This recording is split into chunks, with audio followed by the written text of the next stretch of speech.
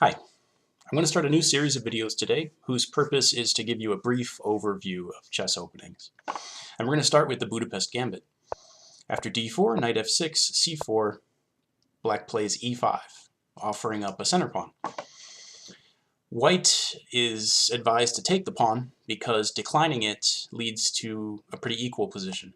For example, if white plays d5, then black can play bishop to c5, and after he plays d6, we'll have a pawn structure that's pretty common in the opening, except that black's dark squared bishop will be outside his pawn chain. And if e3, then after e takes d4, e takes d4, d5, we've transposed to an opening called the exchange French.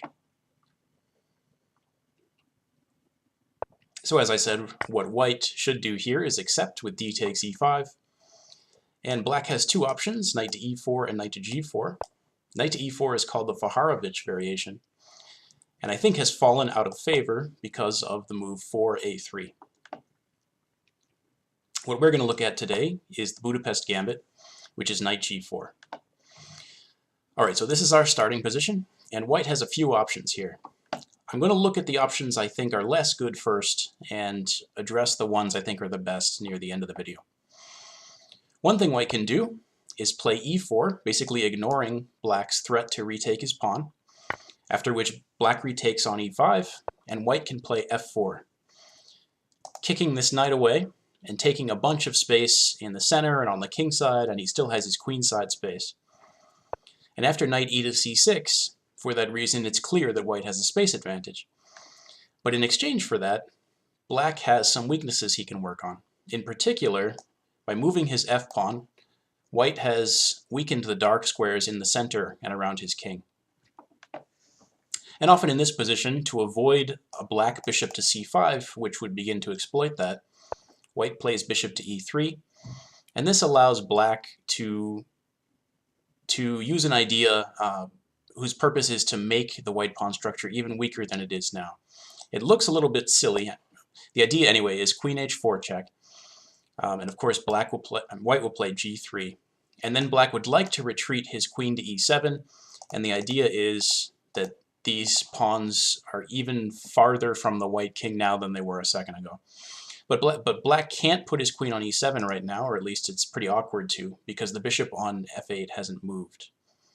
So instead, black usually first plays bishop to b4 check, white plays knight d2, and then black plays queen h4 check, g3, queen e7.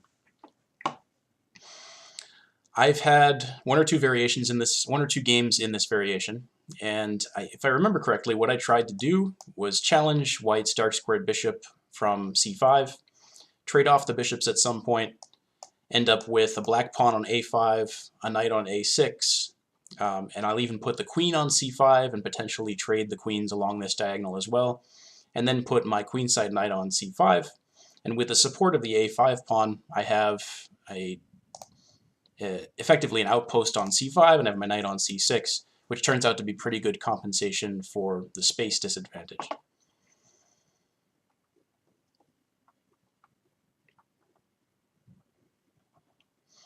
Okay, let's take a look at white's next option. After d4, knight f6, c4, e5, d takes e5, knight g4, white can try knight to f3. And the purpose of this, of course, is to develop a piece while defending the pawn on e5, basically saying to black, I'm not going to give you your pawn back. But the disadvantage of doing things this way is that black can now play bishop to c5, putting a lot of pressure on the f2 square, and it's natural for white to respond with e3, but now after black's knight to c6, black is attacking the e5 pawn twice, and if necessary he can attack it a third time with queen e7, and white simply can't defend the pawn enough times to hold on to it. Play might continue bishop e2, castle kingside, knight g takes e5, knight e5, knight e5, knight c3, rook e8, b3, looking for a way to develop the dark squared bishop on the queen side, and a5 is a popular move here. Black's idea is to put pressure on white's king side by playing rook a6, possibly rook h6, queen h4, and if you can force white to make a pawn move in front of his king to defend against that, there's the potential for the light squared bishop to get involved or even sacrifice itself during an attack on the white king.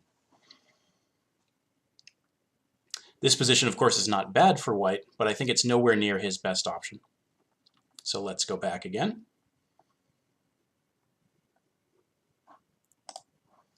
White's next option is interesting and just about as strange looking as black's second move. He can play e3, which looks normal and which is played in a lot of Budapest variations, and so I think it's the case that after e3 you may get a transposition into another variation. But after knight takes e5, white has the interesting option to go knight h3. And this is very odd looking until you realize that the point is to make use of this squared d5. White wants to stick his knights there. And what white realizes, and what white is arguing when he plays this way, is that he'll either be able to use the d5 square, or black will stop him by playing c6, in which case this pawn on the d-file will be a weakness regardless of which square it's on. So bishop to b4 check, for example, bishop d2, bishop takes d2, queen takes d2, d6 releases the light squared bishop, knight f4, castle kingside. And again here the idea is white will make use of this d5 outpost until black kicks it away with a pawn, at which point he'll have a weakness on d6. Okay. Now we're going to start analyzing what I consider the main line of the Budapest. After 3 knight g4, it's this move bishop to f4 from white. And the idea here is that this is an improvement on knight f3 in that it gets the dark squared bishop for white out and defending the pawn on e5 before black plays bishop c5, encouraging e3. Black often plays knight c6 here to attack this pawn again. White plays knight to f3, defending it again. And black plays bishop to b4 check. Black's third way of adding an attacker to the e5 square is queen e7, but just as we saw in that other variation, it would block the dark squared bishop in on f8, so instead black plays bishop to b4 check first. White has two options here, and they're both good, knight c3 and knight bd2. Here we're going to look at knight c3, which is sort of a pure Budapest gambit in that this is the only line in which you're actually dealing with a gambit. And that's because after white's knight c3, if he needs to defend his pawn on e5, he can do so with the queen from the d5 square. Black plays queen e7 to hit the e5 pawn a third time. White plays queen to d5. And on this move, or the previous one, black often trades on c3, damaging white's queenside pawn structure. And now black feels compelled to play f6 to make it a real gambit. And the reason for that is that black can't attack e5 with another piece within a single move. And if given the chance, white may play h3, kicking this knight to the awful h6 square. So black plays f6, turning this into a true gambit. And after e takes f6, knight takes f6, and a queen retreat, if we stop and kind of take stock of what's going on here, black has given up the two bishops, so what white has going for him are the two bishops, more space, and an extra pawn. And in exchange for that, black has slightly damaged or significantly damaged white's queenside pawn structure. But that's nowhere near enough to make up for what white has going for him, which is why this is a very popular and good variation of the Budapest. Play might continue d6, g3, looking to develop the light squared bishop, castle kingside, bishop g2, bishop g4, castle, and both players will bring their rooks to the center of the board, and it's going to be a battle, but if you put this through a computer, it shows a significant advantage for white. White later will probably put his knight on d4, and if black responds by playing knight to e5, white will remove that knight with bishop takes e5. Alrighty, last but not least, oh, there was one more thing I wanted to look at here, sorry. After knight g4, bishop f4, there's another option for black as a way of putting more pressure on e5, and that's to play this move g5. White responds with bishop g3, keeping an eye on his pawn on e5, and after bishop to g7, putting a second attacker on that square, white plays knight to f3. And then after knight to c6, black is attacking this pawn 3 times, and if necessary, he can attack it a 4th, so he will regain it. But in exchange for that, white continues to develop, trades on e5, plays e3 as is normal in the Budapest, and black plays d6 again, which is normal in this opening to free the light squared bishop. But white has some options here which make this, I think, an unattractive position for black. One of them is, as in this variation, h4, with the idea to open up the king side. If black wants to stop that, he plays g4, but white can play h5, intending h6. Black may play bishop e6, for example, h6, bishop f6, knight d5. And I think the main thing to say about this position is that if black castles kingside, he'll be in an area of the board white has some control over, which is scary. If he castles queenside, again, he'll be in an area of the board white has a scary amount of control over. And if he stays on e8, he will also fall under white attack. So this is not a position in which it's comfortable to play the black pieces. All right, let's move on to my least favorite variation of the Budapest, and the one which caused me to abandon it, or largely abandon it, as a way to play for a win with black. After black's 3 knight g4, and bishop f4 from white, knight c6, knight f3, we've seen this before, bishop to b4 check. Last time I showed you knight c3, which is white's attempt to hold on to his pawn and get the two bishops in exchange for a messed up pawn structure. But he also has the option of knight b to d2.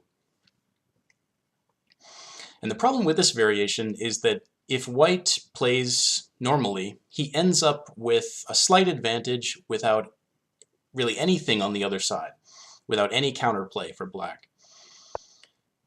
But there are some pitfalls to avoid. The major one being the checkmate many people see, which makes them attracted to the Budapest Gambit to begin with. Black plays queen e7, putting a third attacker on e5. White plays e3, but should he play a3 here, thinking that he is scaring the bishop away or forcing it to trade itself, black can actually still take on e5. Knight g takes e5. And the idea is that if white tries to win a piece with a takes b4, black plays knight d3 checkmate. The same thing, by the way, happens if white trades a pair of knights first. Knight takes e5, knight takes e5, a takes b4, knight d3 checkmate.